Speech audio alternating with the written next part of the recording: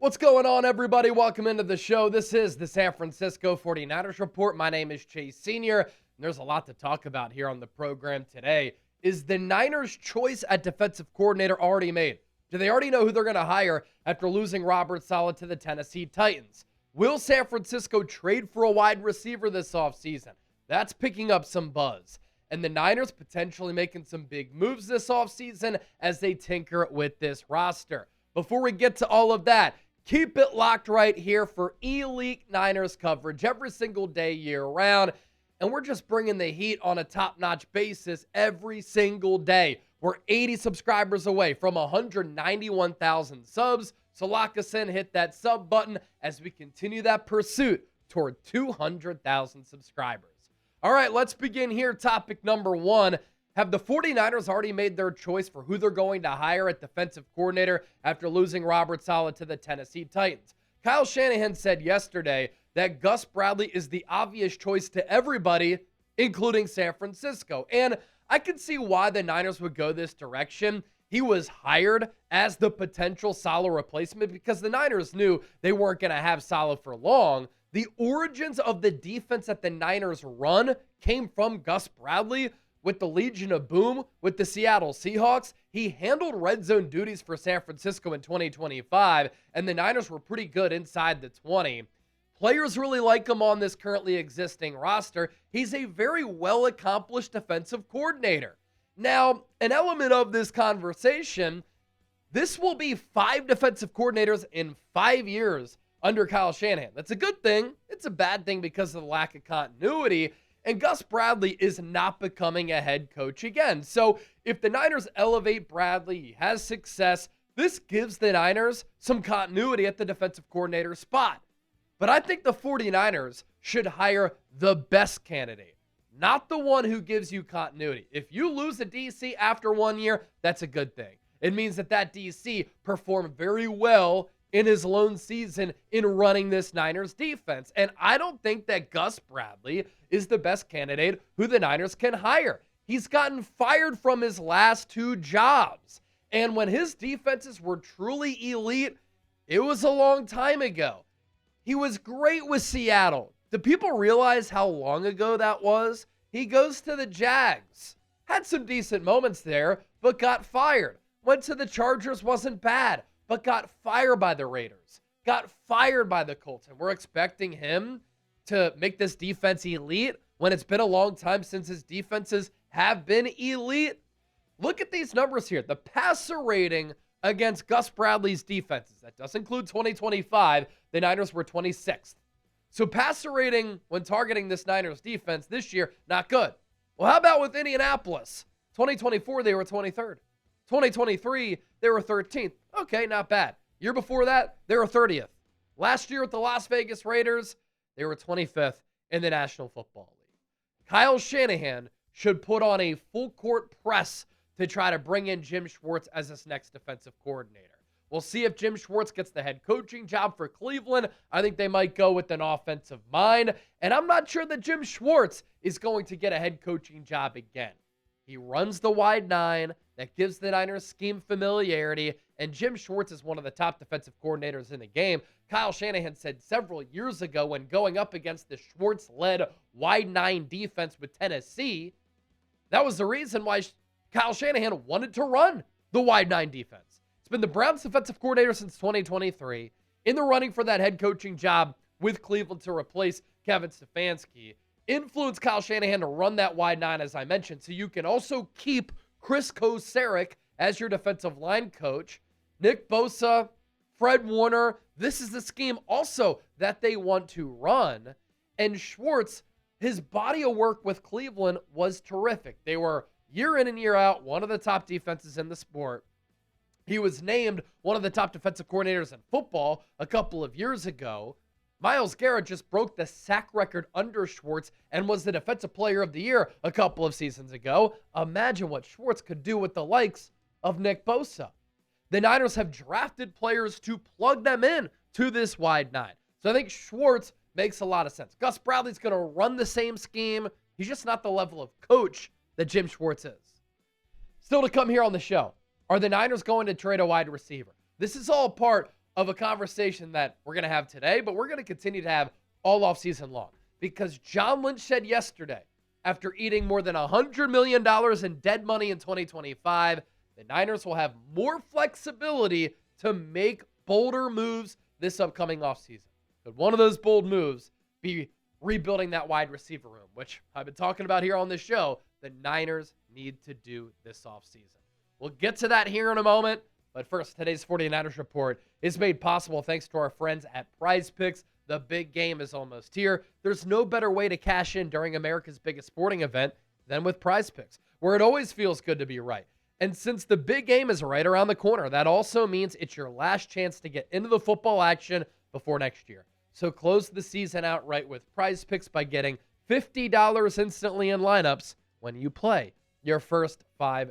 Find your community on PrizePicks with the new social feeds feature. You can share PrizePicks with your friends and copy lineups from winners with a single click. Copy lineups you like or use them as inspiration for your own picks. You can even follow PrizePicks partners like us and tail or fade our picks with just one click. This is America's #1 daily fantasy sports app.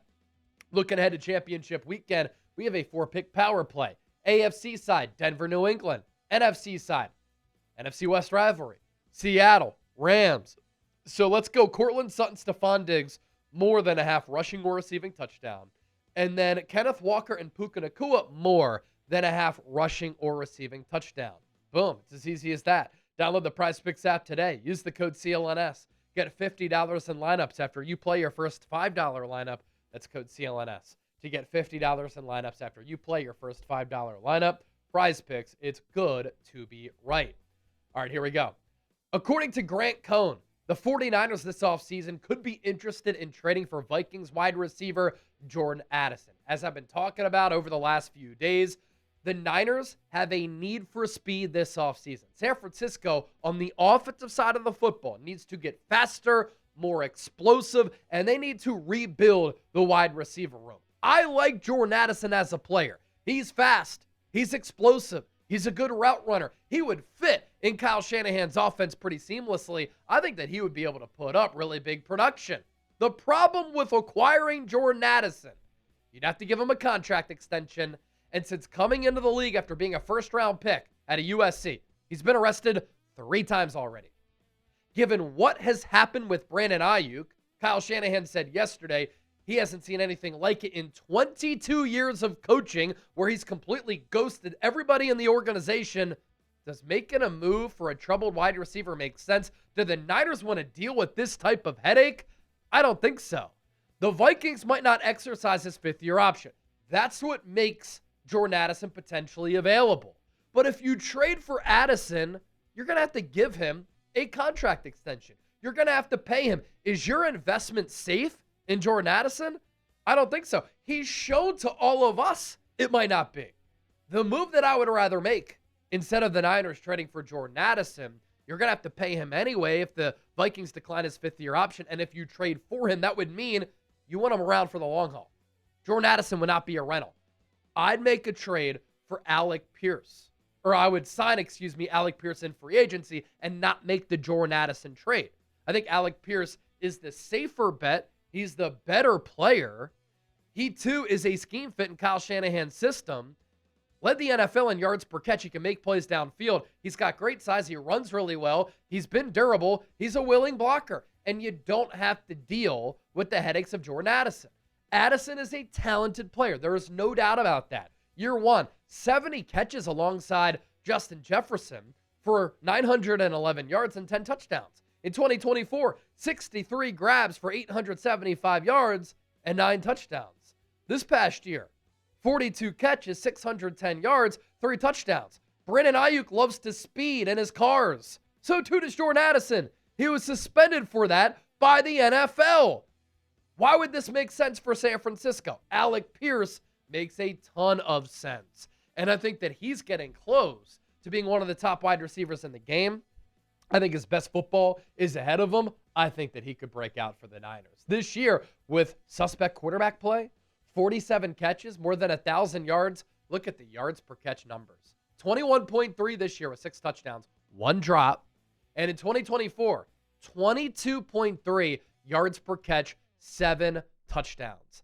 The Niners against Seattle, against Houston, against the Rams, against elite defenses, they could not make plays downfield. Why? They couldn't threaten teams downfield. Alec Pierce gives you just that. And if the Niners trade for a wide receiver from the Minnesota Vikings, trade for Justin Jefferson. Justin Jefferson is still young. He's getting frustrated with Minnesota because the quarterback play has not been good. They haven't been winning over the last couple of years. Justin Jefferson, I think, could use a change of scenery.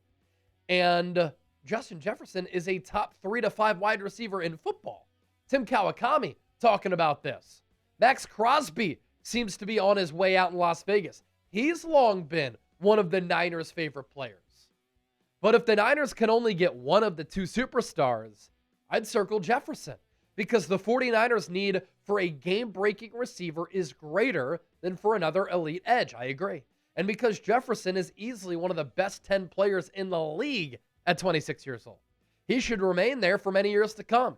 Deebo Samuel, Brandon Aiyuk were both very good for the Niners for a few years, but Jefferson would be the most dangerous wide receiver Shanahan has had since he was running Atlanta's offense in 2016, and Julio Jones helped that team get to the Super Bowl when Julio was in his prime. And of course, the Niners' list of signed, proven receivers for next year is essentially null and void. Can you imagine if Justin Jefferson gets traded to the Niners, what Kyle Shanahan could do with him from a route running, play design, play calling standpoint? Brock Purdy would be the best quarterback that Justin Jefferson has had throwing him the football. Yes, even better than prime Kirk Cousins, because I think Purdy right now is better than Kirk Cousins in his prime. That's a move I would think about. And again, you go back to what John Lynch said yesterday, what I talked about earlier, that the Niners want to be aggressive in building their football team. They have the flexibility to do that. And I think it leads to the Niners making some bold moves potentially this upcoming offseason. Don't forget to give me a follow on social media, X, Instagram, TikTok, @Chase_Senior. Platforms are popping over there. We're jumping on Facebook as well. Chase Senior Chat Sports. Say what's up, give me a follow, and you'll be a winner at the end of the day because you get additional Niners content.